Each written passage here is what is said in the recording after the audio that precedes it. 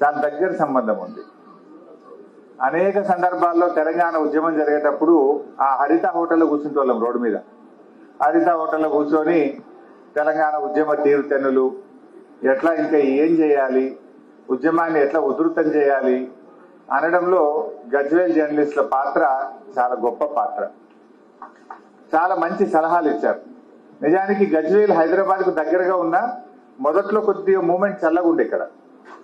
జర్నలిస్టులే నా గుర్తు ధూమ్ధాం పెట్టినప్పుడు గద్దరన్నను రసమైని పిలిచి, రాజకీయ పార్టీలు పెట్టలే, జర్నలిస్టులే తెలంగాణ ధూమ్ధాం పెట్టి తెలంగాణ భావవ్యాప్తి కోసం కృషి చేసినటువంటి చరిత్ర గజ్వేల్ ప్రెస్ క్లబ్ కున్నది. అయితే నన్ను యాక్చువల్ ఒక ఆర్టికల్ రాయమన్నారు. సావనీర్ ఇప్పుడే మనం ఆవిష్కరించుకున్నాం.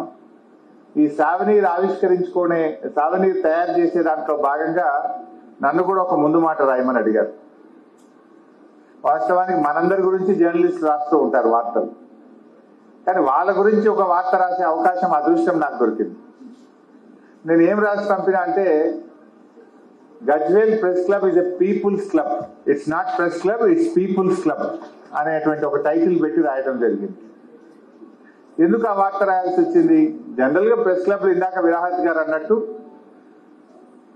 బాగా కష్టపడి పనిచేసినటువంటి జర్నలిస్టులు సాయంత్రం ఒక recreation co, exchange of views, ఒక కొంత ఆట విడుపు కోసం వాళ్ళు సాయంత్రం కలుస్తూ ఉంటారు. కానీ మా గజ్వేల్ ప్రెస్ క్లబ్ అట్లా పనిచేయలేదు. గజ్వేల్ ప్రెస్ క్లబ్ జనం కోసం పనిచేసింది, జన చైతన్యం కోసం పనిచేసినటువంటి press club Gajwel press club. అందుకే గజ్వేల్ జర్నలిస్టులను ఏమంటారంటే, జనం మెచ్చిన జర్నలిస్టులు మా గజ్వేల్ జర్నలిస్టులు అనేటువంటి ఒక మంచి పేరు తెచ్చుకున్నారు గజ్వేల్ జర్నలిస్టులు. అయితే నేను ఎందుకు ఇది ప్రెస్ క్లబ్ కాదు పీపుల్స్ క్లబ్ అన్నానంటే, నాకు దాదాపు 3 దశాబ్దాల అవినాభావ అనుబంధం ఉంది ఈ జిల్లాలో. రాజకీయాల్లో దాదాపు 30 ఏళ్ల నుంచి 25-30 ఏళ్ల నుంచి ఈ జిల్లా జర్నలిస్టులతో దగ్గరగా పనిచేసినటువంటి అనుబంధం ఉంది. మా సత్యన్న అప్పటి నుంచి చూస్తా ఉన్నా, 25 ఏళ్లకే చూసిన. అప్పుడు ఫస్ట్ లూనా అనేది ఉండే, లూనా మీద వస్తుండే మా సత్యన్న, అప్పటి నుంచి చూస్తున్నా నేను. సో అట్లా 25-30 ఏళ్ళ అవినాభావ అనుబంధం ఉంది గజ్వేల్ ప్రెస్ క్లబ్ తో నాకు. ఈ జర్నలిస్టుల గొప్పతనం ఏంటంటే, వీళ్ళు కేవలం వార్తలు రాసే విలేకరులు మాత్రమే కాదు, జన చైతన్యం కోసం, జనం కోసం పనిచేసిన జర్నలిస్టులు గజ్వేల్ జర్నలిస్టులు అని ఎందుకన్నా అంటే, నేను దగ్గరగా చూసిన 3 దశాబ్దాలుగా. ఎయిడ్స్ రోగం వచ్చి తల్లిదండ్రులు చనిపోతే 2 పిల్లల కోసం అదేదో షో పెట్టిండ్రు గజ్వేల్లో. ఒక షో పెట్టి కొన్ని డబ్బులు జమ చేసి ఆ పిల్లల పేరు మీద ఫిక్స్డ్ డిపాజిట్ చేసిన జర్నలిస్టులు.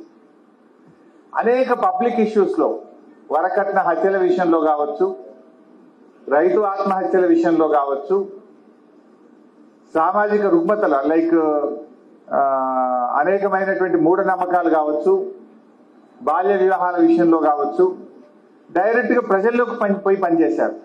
నాటకాలు వేసేవారు, గ్రామాల్లో వెళ్లి నాటకాలు కూడా వేసి ప్రజల్లో చైతన్యాన్ని తేవడానికి కృషి చేసినటువంటి జర్నలిస్టులు. జనరల్ గానే జర్నలిస్టులు అంటే రెక్కాడితే గానీ డొక్కాడని జర్నలిస్టులు, చాలని జీతాలు, ఇంటికాడ వ్యవసాయం చేసుకుంటానో ఇంత వ్యాపారం చేసుకుంటే తప్ప పొట్ట గడవదు, ఇల్లు గడవదు.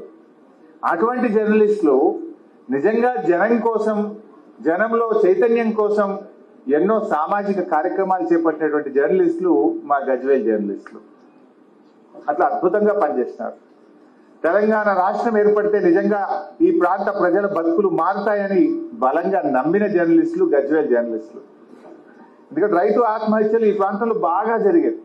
భారతదేశంలో రైతు ఆత్మహత్యలు ఎక్కువ జరిగేదంటే అయితే విదర్భ లేదంటే తెలంగాణ. ఆ తెలంగాణలో ఎక్కడ జరిగేదంటే మెతుకు సీమలో జరిగేది. ఈ దుబ్బాక, గజ్వేలు, సిద్దిపేట, రోజు ఇట్లా పేపర్ తిప్పితే ఎక్కడో ఒక దగ్గర ఆత్మహత్య కనబడేది. ప్రతిరోజు రైతు ఆత్మహత్యలతో అల్లాడిపోయేటువంటి ప్రాంతం.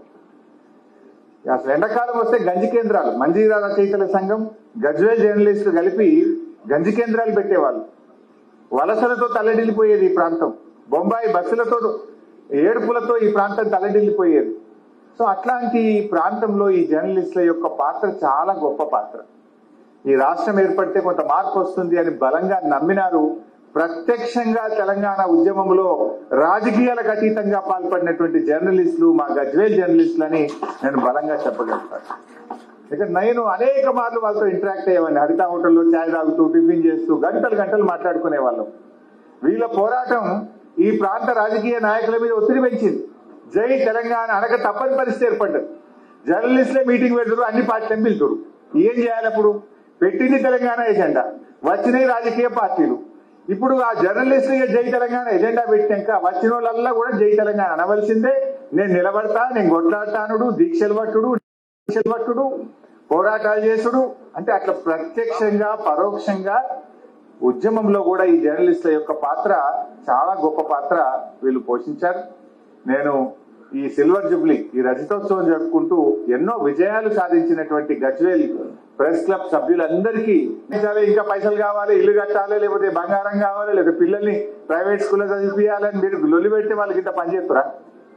మీరు కూడా సహకరించారు. మా భర్త సమాజం కోసం పనిచేస్తుండు, సామాజిక సేవ కోసం చేస్తుండని పరోక్షంగా మీ సహకారం కూడా వాళ్ళని ముందుకు నడిపించి అందువల్ల మీకు కూడా నేను హృదయపూర్వకంగా ధన్యవాదాలు తెలుపుతా ఉన్నా. మీ పాత్ర కూడా ఉన్నది మా అక్క చెల్లెళ్ళది. సో ఏది శాశ్వతంగా జీవితంలో చేసిన 4 మంచి పనులే శాశ్వతంగా ఉంటాయి.